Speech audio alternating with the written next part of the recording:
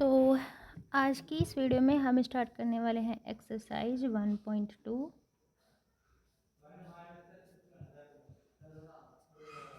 जो कि class 11th का फर्स्ट चैप्टर है सेट यानी कि समुच्चय। ठीक है,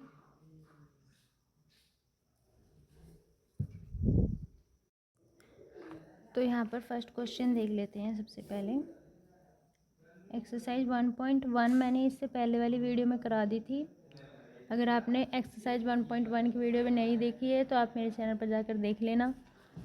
आज हम करेंगे एक्सरसाइज 1.2 और चलो स्टार्ट करते हैं। क्वेश्चन नंबर 1,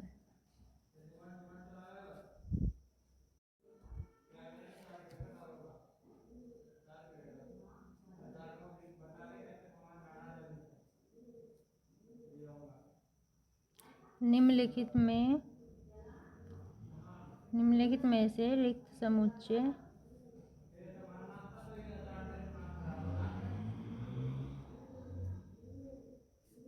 कौन कौन से हैं। ठीक है, इसके आप लोगों को यहाँ पे पहचान करनी है। ठीक है, अगर आपने अभी रिक्त समुच्चय क्या होता है या फिर एकल समुच्चय क्या होता है, उप समुच्चय क्या होता है, उसकी वीडियो भी नहीं देखी है तो उसको भी जाकर चैनल पर देख लेना। मैंने समुच्चय की इंट्रोडक्शन वीडियो बनाई हुई है इससे पहले वाली वीडियो में। ठीक है, तो उसको भी जाकर देख लेना। उसमें आपको सारे समुच्चय की पहचान, रिक्त समुच्चय क्या होता है, एकल समुच्चय क्या होता है, उप समुच्चय क्या होता है, सारे समुच्चय के बारे में और उनको किस से डिनोट किया जाता है, सब कुछ मैंने उसमें अच्छे से एक्सप्लेन कर रखा है। ठीक है, अब हम यहाँ पे करते हैं इसका क्वेश्चन। तो पहले वाले में क्या दिया हुआ है, 2 से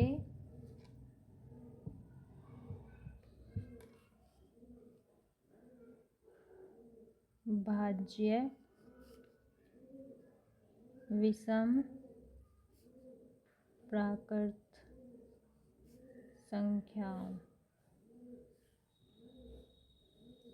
का समुच्चय। ठीक है, तो अब हमें यहाँ पे इनकी क्या पहचान करनी है कि ये रिक्त समुच्चय है या नहीं है। ठीक है, पहले मैं इन सब क्वेश्चन को यहाँ पे लिख लेती हूँ, इसके सारे ऑप्शनों को।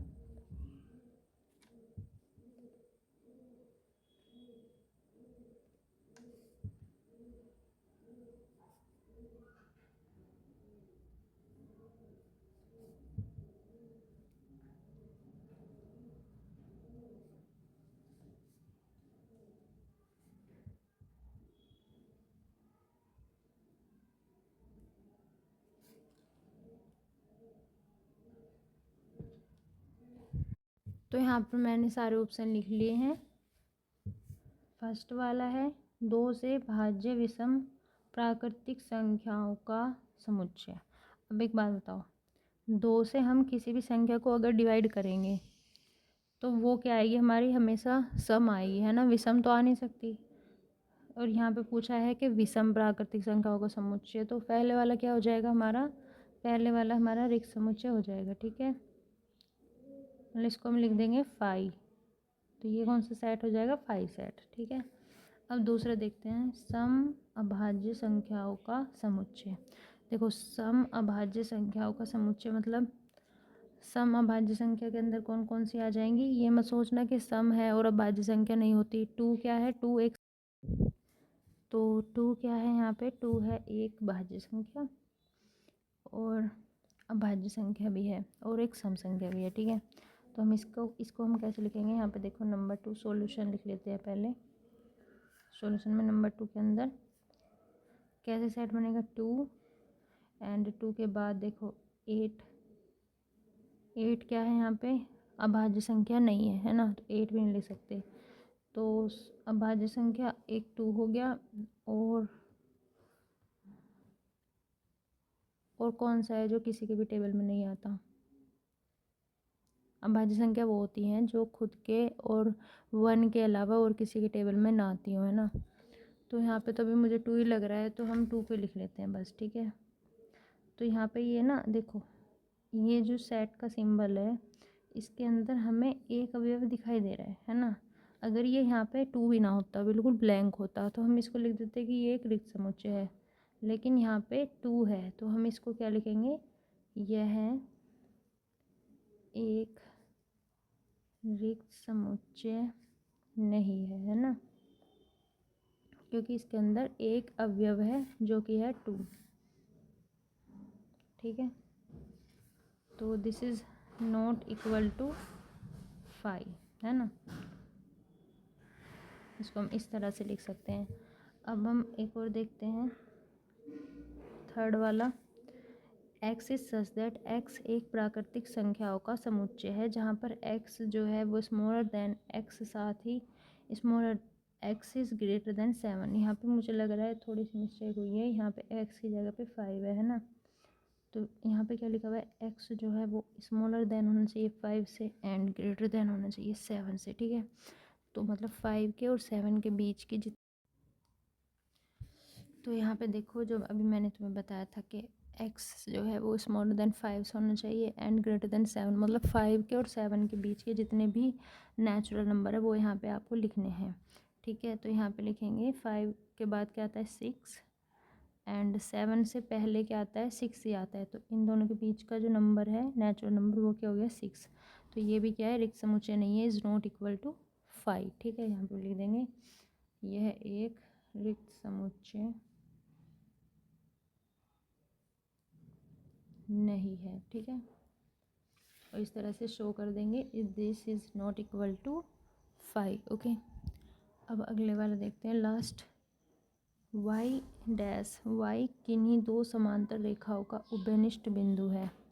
आप लोगों ने 9th में समांतर रेखाएं पढ़ी होंगी, क्या होती हैं, पैरेलल लाइंस। 9th में 7th में भी पढ़ी होंगी। तो पैरेलल लाइंस पर जो एक बिंदु है y, उसको यहाँ पे उभयनिष्ठ बिंदु को यहाँ पे शो करना है ना। तो देखो, अगर मैं एग्जांपल समझाऊं कि समांतर रेखाएं, दो समांतर रेखाएं हैं, ठीक है, तो समांतर रेखाएं क्या आपस में मिलती हैं, वो हमेशा इक्वल होती हैं। जैसे यहाँ पे y एक बिंदु है और यहाँ पे एक y बिंदु है, तो क्या ये क्रॉस, अगर ये क्रॉस लाइन होती, ठीक है, इस तरह से, तो तब तो एक पॉइंट बन जाता। लेकिन यहाँ पे क्या है, दोनों के पॉइंट अलग अलग हैं, है ना, तो ये कभी मिलती नहीं है, तो इसलिए हम इसको क्या लिख देंगे, फोर्थ वाले में, फोर्थ वाला क्या हो जाएगा, यह रिक्त समुच्चय नहीं है, सॉरी रिक्त समुच्चय है ना, क्योंकि इसके अंदर तो कोई बिंदु ही नहीं बन रहा, तो दिस इज रिक्त समुच्चय यानी कि एम्प्टी सेट। ओके, क्योंकि यहाँ पे बिकॉज भी लिख सकते हो आप, क्योंकि समांतर रेखाएं,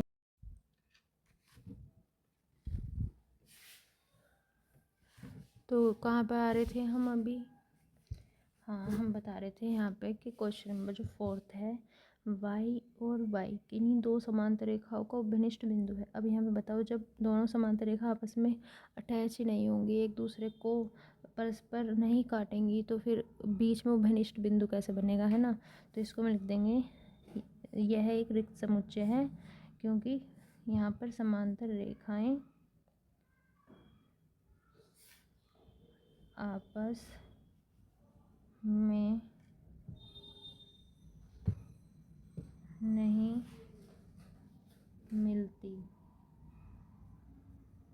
दोनों अलग अलग होती है ना। देखो यहाँ पे अगर कोई बिंदु है y और एक यहाँ पे है, तो ये दोनों आपस में कभी नहीं मिलेंगी, है ना, दोनों ही अलग अलग रहेंगी, इक्वल रहेंगी, लेकिन एक साथ अटैच नहीं होंगी। और अगर अटैच नहीं होंगी इस तरह से, तो इन दोनों के बीच का कोई उभयनिष्ठ बिंदु भी नहीं बनेगा, है ना।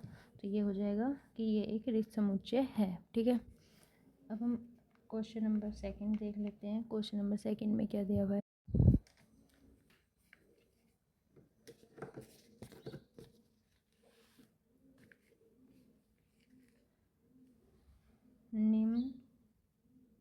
निम्नलिखित समुच्चयों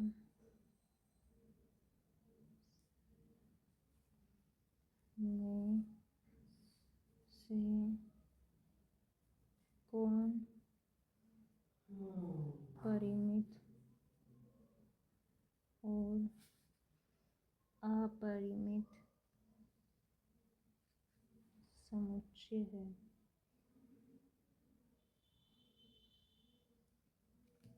ठीक है।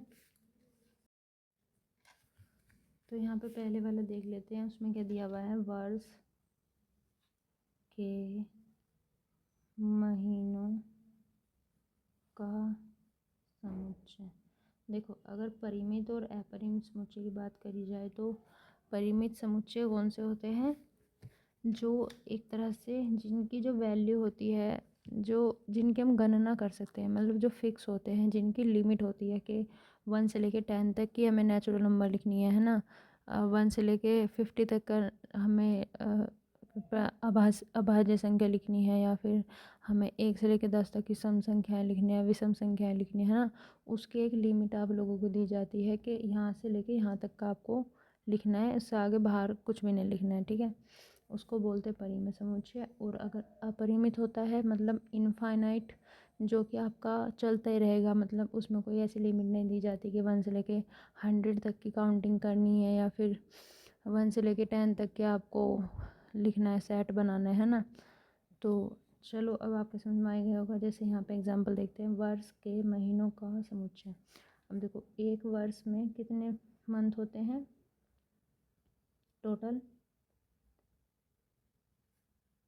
12 होते हैं ना। तो यहाँ पे फिक्स है कि 12 मंथ होते हैं, और उनको हम यहाँ पे काउंट भी कर सकते हैं, लिख भी सकते हैं ना।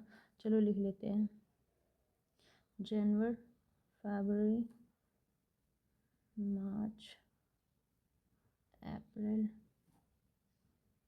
मई, जून, जुलाई, अगस्त, सितंबर एंड अक्टूबर, नवंबर एंड दिसंबर। ठीक है, तो यानी कि ये हमारे यहाँ पे क्लोज्ड हो गया। ठीक है, तो यहाँ से लेकर यहाँ तक का एक तरह का फिक्स हो गया है कि जनवरी से लेकर दिसंबर तक के परिमित समुच्चय। ठीक है, परिमित समुच्चय है, तो इसको हम लिख देंगे, यह है एक परिमित समुच्चय है, यानी कि फाइनाइट सेट है। ठीक है, अब अगले वाला पार्ट देख लेते हैं इसका। नेक्स्ट पार्ट नंबर 2 में क्या दिया हुआ है, यहाँ पर इसमें दिया हुआ है, एक सेट दिया हुआ है 1 2 3 एंड डैश डैश डैश। ठीक है, सो ऑन आगे तक ये चलता रहेगा। तो अभी मैंने तुम्हें क्या बताया था कि अगर कोई भी सेट के जो अवयव हैं या एलिमेंट्स हैं, वो आपके उनकी एक लिमिट ना हो, फिक्स ना हो, ठीक है, वो इनफाइनाइटली आगे तक चलते रहे, आगे तक उनका इस तरह से डैश डैश डैश चलता रहे, तो उनको क्या बोलते हैं, यहाँ पे अपरिमित समुच्चय बोलते हैं। ठीक है, यानी कि इनफाइनाइट सेट बोलते हैं। तो इसको क्या लिख देंगे हम यहाँ पर, यह एक अपरिमित समुच्चय है। ठीक है, थर्ड वाला देख लेते हैं। थर्ड वाले में क्या था, 1 2 3 dash dash dash 99 and last क्या है 100। देखो, अब इसमें भी यहाँ पे डैश डैश है, और तो इस डैश का मतलब ये मत समझ लेना कि दोनों ही जहाँ पे डैश है जिस भी सेट में, वो आप लोगों का अपरिमित समुच्चय होगा, यानी कि इनफाइनाइट सेट होगा, है ना। ऐसा नहीं है, क्योंकि इसमें देखो, इसमें तो है लास्ट में, ठीक है, और यहाँ पर है बीच में। मतलब इसका क्या है, इसका एक फिक्स है कि 1 से लेकर 100 तक के जितने भी नंबर है, जितनी भी काउंटिंग है, वो इसके अंदर आएंगी। 1 से लेकर 100 तक की सारी काउंटिंग इस सेट के अंदर आनी है। ठीक है, तो ये क्या हो जाएगा, ये हो जाएगा आप लोगों का फाइनाइट सेट, यानी कि परिमित समुच्चय। ठीक है, I hope you will understand कि परिमित समुच्चय क्या होता है और अपरिमित समुच्चय क्या होता है। ठीक है, एक और एग्जांपल देखते हैं, नंबर 4। इसमें दिया हुआ है 100 से बड़े धन पूर्णांक का समुच्चय।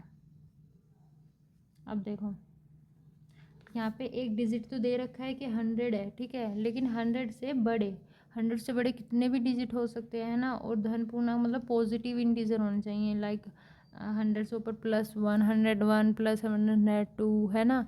तो तो ये तो आपका आगे तक चलता रहेगा, इसकी कोई लिमिट तो दे नहीं रखी है कि 100 से 200 तक के बीच में होना चाहिए या 100 से 500 के बीच में होना चाहिए, है ना। तो इसकी कोई लिमिट तो दे नहीं रखी है, तो इसको भी हम क्या लिख देंगे, यह एक अपरिमित समुच्चय है। ठीक है, अब नंबर 5 वाला देख लेते हैं। इसमें लिख रहा है 99 से छोटे अभाज्य पूर्ण। ओके, अच्छा एक बात बताओ, यहाँ पे लिखा हुआ है 99 से छोटे अभाज्य पूर्णांक। ठीक है, 99 से छोटे अभाज्य पूर्णांकों का समुच्चय।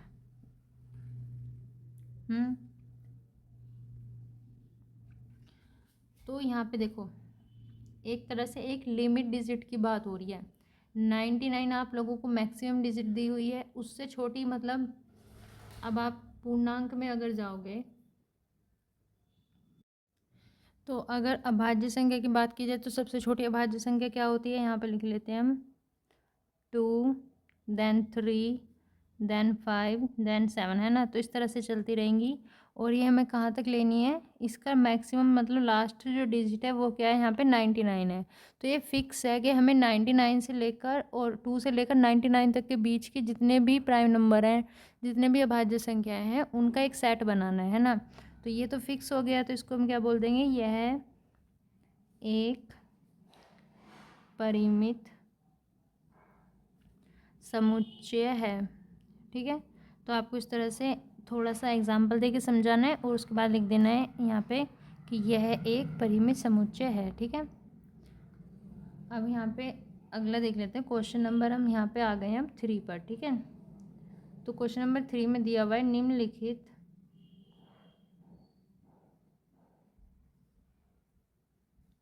समुच्चयों में से प्रत्येक के लिए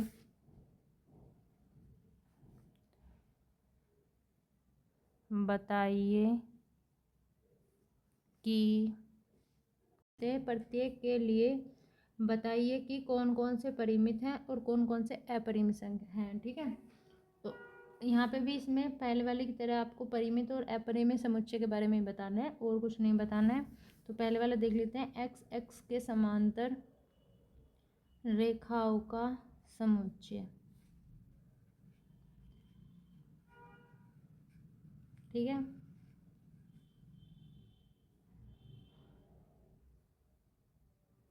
अब बताओ, एक्स एक्सिस पर आप रेखाओं का समुच्चय बना रहे हो, तो एक्स एक्सिस ये हो गया, है ना। ये तो वाई एक्सिस होता है ऊपर वाला। तो एक्स एक्सिस पे आप कितने बिंदु बना सकते हो, उस पर आप कितनी सारी अनंत रेखाएं खींच सकते हो, है ना। तो यहाँ पे तो कितने सारे आप बना सकते हो बिंदु और कितनी सारी रेखाएं खींच सकते हो, है ना। तो ये कोई फिक्स तो है नहीं कि एक्स एक्सिस पे कुल दो ही रेखाएं आ सकती हैं, आप यहाँ से 2 ही बिंदु ले सकते हो, है ना। तो इन्होंने फिक्स तो कुछ बताया नहीं है, तो इसको हम यहाँ पे क्या लिख देंगे, यह एक अपरिमित समुच्चय है। नेक्स्ट सेकंड वाला पार्ट देख लेते हैं। उसमें लिखा हुआ है अंग्रेजी वर्णमाला के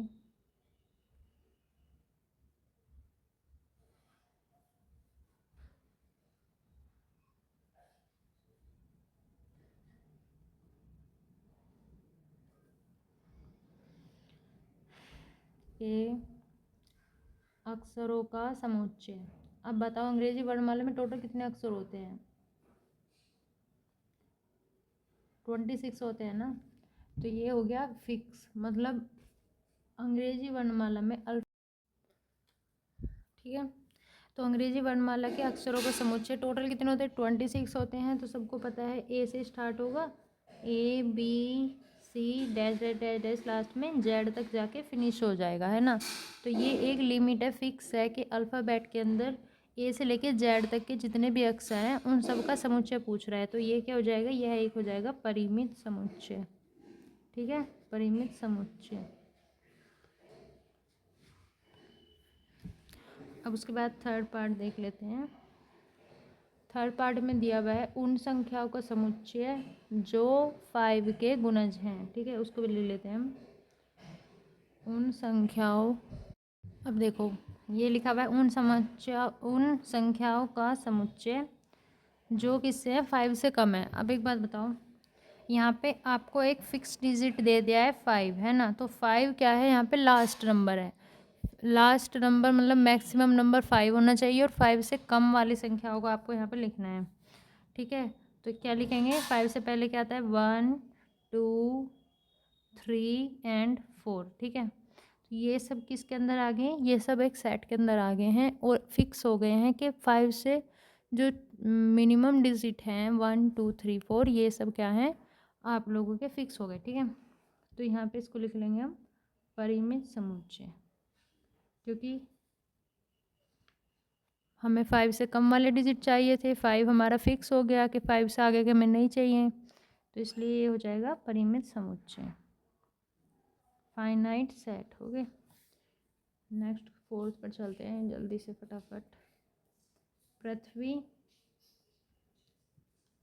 पर रहने वाले जानवरों, अब देखो यहाँ पर ये यहाँ पे है पृथ्वी पर रहने वाले जानवरों का समुच्चय। अब एक बात बताओ, पृथ्वी पर कितने सारे जानवर हैं ना, कितने सारे अलग अलग प्रकार के जानवर हैं। अब आप कहाँ तक उन्हें काउंट करोगे, है ना, तो काउंट तो कर नहीं सकते, तो इसको हम क्या लिख देंगे यहाँ पर, अपरिमित समुच्चय। यह एक अपरिमित समुच्चय, मतलब इनफाइनाइटली हम इसको काउंट नहीं कर सकते।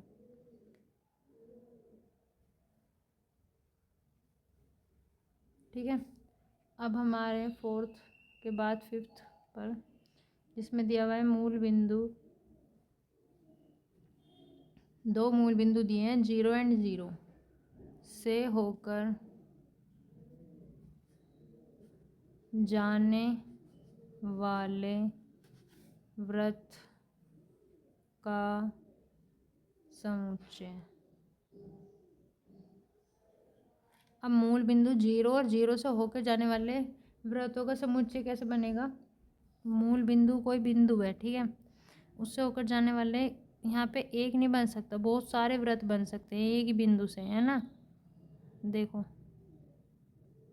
तो कोई फिक्स तो है नहीं कि कितने बनेंगे, एक मूल बिंदु से बहुत सारे सर्कल यहाँ पे बन सकते हैं, तो इसको भी क्या लिख देंगे, यह एक अपरिमित समुच्चय है। ठीक है, नीचे थोड़ी सी राइटिंग मेरी बेकार हो गई है क्योंकि लास्ट में मेरी राइटिंग बेकार हो जाती है कॉपी के, तो इसको इग्नोर करना। मैंने यहाँ पे बता दिया है आपको एग्जांपल देके कि एक मूल बिंदु से आप कितने सारे सर्कल बना सकते हैं, है ना। ज़रूरी नहीं है, तो कोई फिक्स तो है नहीं कि आप एक या 2 ही सर्कल बनाओगे, इस पे आप मैक्सिमम मतलब इनफाइनाइटली कितने सारे सर्कल बना सकते हो, तो इसलिए इसको क्या बोल देंगे, ये एक अपरिमित समुच्चय है। ठीक है, अब हम चलते हैं क्वेश्चन नंबर 4 पर विदाउट एनी टाइम वेस्ट। तो क्वेश्चन नंबर 4 क्या है, क्वेश्चन नंबर 4 में दिया हुआ है निम्नलिखित में बताइए कि a is equal to B and is not. ठीक है, तो यहाँ पे लिख लेते हैं निम्नलिखित में बताइए कि a is equal to B and या फिर a is not equal to B. ठीक है, ये आपको यहाँ पे बताना है। अब पहले वाला देख लेते हैं, इसमें क्या दिया हुआ है, ए इज इक्वल टू दे रखा है। देखो यहाँ पे ए इज इक्वल टू बी की पता है कौन से समुच्चय की बात हो रही है, यहाँ पे हो रही है समान समुच्चय की बात, जो मैंने आपको समुच्चय का इंट्रोडक्शन वीडियो में बताया था, तो उसमें मैंने आपको सारे समुच्चय के बारे में यहाँ पर डिटेल में बताया था कि समान समुच्चय क्या होता है, उचित समुच्चय क्या होता है, परिमित समुच्चय क्या होता है, परिमित क्या होता है, और सबसेट, मतलब ये सब चीज़ जो है, रिक्त समुच्चय, एकल समुच्चय, सब के बारे में मैंने इससे पहले वाली वीडियो में इंट्रोडक्शन में डिटेल में बताया था। ठीक है, तो उसी के हिसाब से यहाँ पे एक्सरसाइज में क्वेश्चन आ रहे हैं, तो अगर आपने वो वीडियो नहीं देखी तो उसको जाके ज़रूर देखना, पहले उसको ही समझना है आपको, तभी आपको अच्छे से समुच्चय समझ में आएगा। तो यहाँ पे देख लेते हैं पहले a is equal to A B C and again यहाँ पे ए दे रखा है, ठीक है।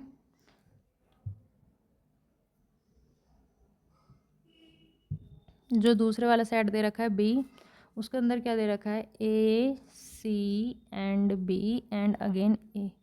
अब देखो एक बात बोलूँ, यहाँ पे ए अगर स्टार्टिंग पे ए दे रखा है जैसे, है ना, तो ज़रूरी नहीं है कि इस ए को आप यहाँ नहीं लिख सकते या फिर इस ए को आप यहाँ नहीं लिख सकते। यहाँ पे ये इसकी कोई फिक्स, आप इसको ए की जगह पे यहाँ पे लिख सकते हैं, ये आपस में चेंज हो सकते हैं। तो यानी कि जैसे यहाँ पे एक ए एलिमेंट दे रखा है, यहाँ पे भी ए दे रखा है, यहाँ पे बी दे रखा है तो इसमें भी बी है ना, और सी यहाँ पे दे रखा है तो इसमें भी सी है, और ए भी है इसमें और इसमें भी ए है ना। तो इसका मतलब क्या है कि यहाँ पे ए 2 बार आ रहा है, इसमें भी ए 2 बार आ रहा है, बी इसमें भी है और इसमें भी है, और सी इसमें भी है और इसमें भी है। मतलब जो जितने एलिमेंट्स सेट ए के अंदर है उतने ही एलिमेंट सेट जो हैं वो बी के अंदर है ना। तो इसको हम क्या लिख देंगे, set A is equal to set B, ठीक है। तो यही हो जाएगा इसका आंसर। अब हम सेकंड वाला देखते हैं। सेकंड वाले में दिया हुआ है A is equal to 4 8 12 16 equal to set का मतलब यही होता है कि जो सेट ए के अंदर एलिमेंट्स है वो सारे बी के अंदर एग्जिस्ट करने चाहिए, ठीक है, बिलोंग्स करने चाहिए। अगर वो उसके अंदर नहीं है, अगर एक भी एलिमेंट्स नहीं है ना, तो आप उसको लिखोगे A is not equal to B, मतलब सेट ए जो है वो बी के इक्वल नहीं होता अगर एक भी एलिमेंट दोनों के अंदर मैच नहीं कर रहा है ना। अब यहाँ पे इसको देखते हैं दूसरे वाले को। सेट ए के अंदर दिया हुआ है 4 8 12 एंड 16, और इसके अंदर क्या दिया हुआ है 8 4 16 एंड 18। देखो यहाँ पे क्या है 12, यहाँ पे कहीं 12 नज़र आ रहा है, नहीं है ना। तो इसलिए बस इतना ही देखना होता है कि यहाँ पे जो सेट के अंदर एलिमेंट्स हैं उनमें से अगर एक भी इसके अंदर नहीं है दूसरे वाले के, तो मतलब बिल्कुल फाइनल है कि A is not equal to B. जो सेट ए है वो बी को एग्जिस्ट ही नहीं कर रहा है क्योंकि इसके अंदर का एलिमेंट इसके अंदर नहीं है, ठीक है। तो अब हम तीसरे वाला देखते हैं। इसमें दिया हुआ है A is equal to 2 4 6 8 and 10, और सेकंड वाले के अंदर दिया हुआ है बी जो है वो क्या है यहाँ पे एक्स, सच दैट एक्स जो है वो क्या है यहाँ पे समपूर्णांक है, और यहाँ पे एक्स जो है वो स्मॉलर देन इक्वल टू 10 है, ठीक है। अब एक बात बताओ, यहाँ पे ना आपको देख के लग रहा होगा कि ये सेट अलग है ये सेट अलग है, लेकिन एक बात बताऊँ, सेट ए के अंदर जितने भी एलिमेंट्स है, देखो सबसे पहले क्या देखना है, क्योंकि सेट बी के अंदर क्या दे रखा है समपूर्णांक, मतलब पॉजिटिव, एक तो पॉजिटिव होना चाहिए और दूसरा इवन नंबर होना चाहिए, ठीक है, सम नंबर होना चाहिए। तो यहाँ पे देखो 2 4 6 8 एंड 10, क्या यहाँ पे कोई विषम संख्या है, यहाँ पे कहीं 3 नज़र आ रहा है 5 नज़र आ रहा है, नहीं आ रहा है ना। तो ये तो पक्का हो गया कि इसके अंदर जो है सारी सम संख्याएं है ना। तो इतनी बात तो यहाँ पे बी के जो सेट के अंदर है वो कंफर्म होगी कि इतना इक्वल है। उसके बाद यहाँ पे लिखा हुआ है एक्स जो है वो स्मॉलर देन इक्वल टू 10 है, मतलब 10 से जो एक्स की वैल्यू है वो 10 के एक तो इक्वल होनी चाहिए और एक 10 से कम होनी चाहिए, है ना। तो देखो यहाँ पे क्या है 10 भी है, मतलब 10 के इक्वल भी हैं, लेकिन 10 से कम भी हैं सारे, और क्या है सम संख्याएं हैं। तो ये तो पूरा इसको बिलोंग कर रहा है ना। इसको ये समझ लो कि हमने इस सेट को, कि ये जो सेट है ए ये पूरा बिलोंग कर रहा है बी को, है ना। इसको हम इस तरह से भी लिख सकते हैं और इसको हम इस तरह के से भी लिख सकते हैं, तो दोनों एक दूसरे को बिलोंग कर रहे हैं यानी कि इक्वल हैं। तो इसलिए लिख देंगे set A is equal to set B, ठीक है। यहाँ पर लिख देंगे समान समुच्चय। ये आपको लिखने की ज़रूरत भी नहीं है, लिख दोगे तो भी कोई फ़र्क नहीं पड़ेगा क्योंकि ये समान समुच्चय का ही साइन है कि ए इज इक्वल टू बी, ठीक है। अब हम फोर्थ वाला देख लेते हैं। फोर्थ वाले में दिया हुआ है A is equal to x such that x जो है वो संख्या 10 का गुणज है, मतलब सेट इतना कंफर्म है कि जो सेट ए है उसके अंदर जितनी भी नंबरिंग आएगी, जितने भी एलिमेंट्स आएंगे वो क्या होंगे, 10 के मल्टीपल होंगे, 10 के गुणज होंगे, ठीक है। और सेट बी के अंदर क्या दे रखा है यहाँ पर, 10, 15, 20, 25 एंड 30 एंड सो ऑन, ठीक है। अब एक बात बताओ, क्या इस जो सेट ए है इसके अंदर जो लिखा हुआ है कि 10 के मल्टीपल होने चाहिए, क्या इसके अंदर कोई 10 का मल्टीपल आपको लग रहा है? आप कहोगे हाँ लग रहा है, लेकिन एक बात बताओ, क्या सारे एलिमेंट्स आपको 10 के मल्टीपल लग रहे हैं? देखो यहाँ पे 10 का मल्टीपल एक तो ये है, एक ये है और एक ये है, लेकिन इन बाकी का क्या, ये तो नहीं है ना, है ना। तो इसलिए हम इसको क्या बोल देंगे, A is not equal to B, ठीक है। जो सेट ए है वो बी के इक्वल नहीं है। यहाँ पे देखो, अगर आपको गुणज की बात करी जाए तो ये सारे किसके गुणज लग रहे हैं, 5 के लग रहे हैं ना। 5 से 10 भी कैंसिल हो जाएगा और 15 भी हो जाएगा, 20 भी हो जाएगा, 25 भी ईजिली हो जाएगा और 30 भी हो जाएगा। तो अगर यहाँ पे लिखा होता कि जो संख्या है, तो ये लिखा होता संख्या x जो है 5 का गुणज है, तो अब तो ये हम इसको मान लेते क्योंकि 5 से सारी संख्या कट रही है ना, ईजिली डिविजिबल हो रही हैं। तो तब तो हम इसको लिख देते कि ए इज इक्वल टू बी। लेकिन यहाँ पे 10 लिखा हुआ है तो 10 से तो 15 नहीं होगा ना, और ना ही 25 होगा, तो इसलिए हम इसको लिख देंगे A is not equal to B. अब हम अगले वाला पार्ट देख लेते हैं। इसमें आगे के तो और पार्ट है नहीं। अब हम करते हैं क्वेश्चन नंबर 5।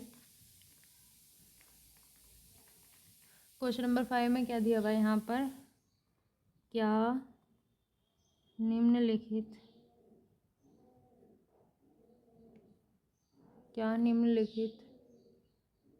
समुच्चय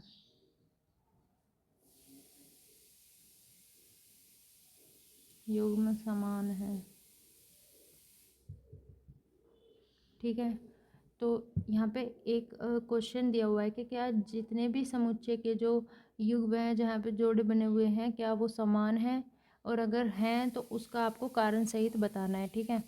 तो पहले वाला देख लेते हैं। यहाँ पे लिखा हुआ है A equal to 2 and 3 and B equal to दे रखा है x is such that x जो है वो समीकरण x square plus 5x plus 6 is equal to 0 का हल है, ठीक है। अब आपको क्या करना है, इसको देखने के लिए कि इसका हल है या नहीं है, इसको पूरी इक्वेशन को सोल्व करना पड़ेगा। तो क्या दे रखा है, x square plus 5x plus 6 is equal to 0, ठीक है। तो इसको हम क्या लिख लेंगे, x square plus 2x plus 3x plus 6 is equal to 0, and इसको हम लिख लेंगे, यहाँ पे करते हैं एक्स को कॉमन ले लेंगे, एक्स, तो यहाँ पे लिख लेंगे, यहाँ पे 3 को कॉमन ले लेंगे, अंदर क्या बचेगा x plus 2 and is equal to 0। तो फैक्टर क्या बनेंगे, x plus 2 and x plus 3, ठीक है। जब हम इनको दूसरी तरफ लेकर जाएंगे तो एक्स की वैल्यू क्या आएगी, माइनस का 2 एंड माइनस का 3। अब एक बात बताओ, जो सेट ए के अंदर दे रखा है, यहाँ पे क्या दे रखा है, प्लस का 2 दे रखा है ना, और प्लस का 2 और यहाँ पे क्या आया है हमारा निकल के, माइनस का 2। तो ये कन्फर्म है कि ये दोनों मिलके समान समुच्चय तो नहीं है ना। तो यहाँ पे लिख देंगे यह है समान समुच्चय नहीं है। क्यों नहीं है वो मैंने आपको यहाँ पे बता दिया है, क्योंकि समीकरण के अवयव -2 एंड -3 हैं, ठीक है, जो कि ए के अंदर नहीं है। तो आप इसको कंफर्म लिख दोगे कि इसके जो अवयव हैं वो -2 एंड -3 हैं, जो कि ए के अंदर नहीं है, ठीक है, ए को बिलोंग्स नहीं कर रहे हैं, तो इसलिए यह एक समान समुच्चय नहीं होगा, ठीक है। अब हम सेकंड वाला देख लेते हैं। यहाँ पे जो सेकंड, इसमें या फिर आप ये भी लिख सकते हो कि A is not equal to B, ठीक है, ये भी एक सिंबल हो जाएगा। अब सेकंड वाले में क्या दिया हुआ है, यहाँ पे दिया हुआ है A is equal to x such that x जो है वो शब्द फॉलो, FOLLOW, फॉलो का एक अक्षर है, ठीक है। और बी वाले में क्या दिया हुआ है यहाँ पर, बी वाले में दिया हुआ है कि जो y है सच दैट y जो है वो शब्द, तो यहाँ पे लिखा हुआ है वाई सच दैट वाई जो है वो शब्द वोल्फ का अक्षर है। ठीक है, अब देखो दोनों सेट के अंदर जो लिखा हुआ है क्या वो बात सही है या फिर मैच हो रही है या नहीं हो रही है ना। तो देखते हैं ए के अंदर कौन कौन से एलिमेंट आ रहे हैं, F O L and W. ठीक है, क्योंकि हम रिपीट तो कोई भी अल्फ़ाबेट को हम रिपीट नहीं करते हैं। ठीक है, जब भी हम कोई सेट बनाते हैं तो उसके अंदर अगर ए आपका 3 टाइम आ रहा है 4 टाइम आ रहा है तो आप ए को एक बार ही लिखोगे। अगर एफ़ यहाँ पे या एल यहाँ पे 2 बार आ रहा है तो आप एल को एक बार लिखोगे। ठीक है, ओ को भी 2 बार आ रहा है तो एक बार ही लिखोगे। तो ये क्या हो गया, एफ ओ एल डब्लू। ठीक है, अब हम बी वाला देख लेते हैं। बी वाले के अंदर क्या है, डब्लू ओ एल एफ। ठीक है, अब एक बात बताओ, क्या इसके सारे एलिमेंट्स इसको बिलोंग कर रहे हैं? मतलब यहाँ पे एफ़ है, यहाँ पे भी एफ़ है, यहाँ पे ओ है, यहाँ पर भी ओ है, यहाँ पे एल है, वहाँ पर भी एल है, और यहाँ डब्लू है, यहाँ पे भी डब्लू है। तो यहाँ पे इसको क्या लिख देंगे, A is equal to B. ठीक है, ये समान समुच्चय है।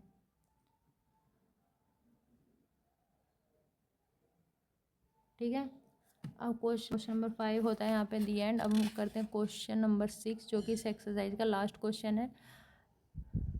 चलिए, तो क्वेश्चन नंबर 6 पर आ गए हैं यहाँ पर हम।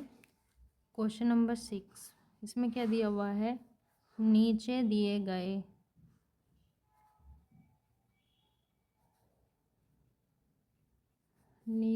गए समुच्चयों में से समान समुच्चय। तो यहाँ पे इस क्वेश्चन में क्या दिया हुआ था, क्वेश्चन नंबर 6 में नीचे दिए गए समुच्चय में समान समुच्चय का चयन करना है। ठीक है, तो अभी मैं यहाँ पे सारे सेट लिख लेती हूँ। ए इक्वल टू क्या है, बी इक्वल टू क्या है, सबके यहाँ पे सेट लिख लेती हूँ मैं।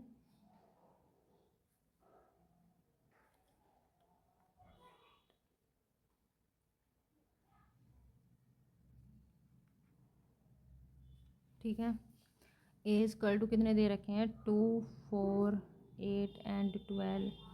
बी इक्वल टू कितने दे रखे हैं, 1 2 3 एंड 4। सी इक्वल टू क्या दे रखा है, 4 8 12 and 14। And D equal to क्या दे रखा है, 3 1 4 2 एंड ई इक्वल टू क्या दे रखा है, -1 एंड 1। ठीक है, एफ इक्वल टू क्या दे रखा है, 0 A and G equal to 1 and -1, 0 and 1। ठीक है, अब एक बात बताओ, यहाँ पे बोल रहा है कि जितने भी हैं यहाँ पे एलिमेंट्स समुच्चय दे रखे हैं उनमें जो भी समान है, जिनके एलिमेंट समान है वो आप लोगों को लिखने हैं। तो ए का देखते हैं पहले, ए किसी के साथ मैच कर रहा है क्या, 2 4 8 12। 2 4 8 12 यहाँ पे भी नहीं है, यहाँ पे भी नहीं है, 12 तो इसमें कहीं है ही नहीं, तो ए को छोड़ो। अब बी देखते हैं, 1 2 3 4। क्या 1 2 3 4 कहीं आ रहा है, हाँ यहाँ पे आ रहा है 1 2 3 एंड 4। तो यानी कि ये वाला जो सेट है ये इसको इक्वल हो रहा है, तो यहाँ पे लिख देंगे B is equal to D, solution. ठीक है, और देखते हैं सी को, देखते हैं सी, 4 8 12 14। अब 12 तो इसके अंदर है, इसके अंदर भी है, 8 भी है, तो यहाँ पे सी के अंदर 4 8 है, यहाँ पे 4 8 है, 12 भी है लेकिन 2 यहाँ पे नहीं है, और यहाँ पे 14 भी नहीं है, तो ये दोनों भी इक्वल नहीं होंगे। डी वाला तो हमारा हो गया है ना। ई को देखते हैं, -1 एंड +1। क्या -1 +1 है कहीं पे, ये रहा। तो यानी कि इसके बाद क्या आ जाता है, ई इज इक्वल टू जी, है ना। उसके बाद एफ़ को देखते हैं, 0 ए कहीं और है, नहीं है, तो बस यही दो हमारे समान समुच्चय हैं, ये लिख देंगे।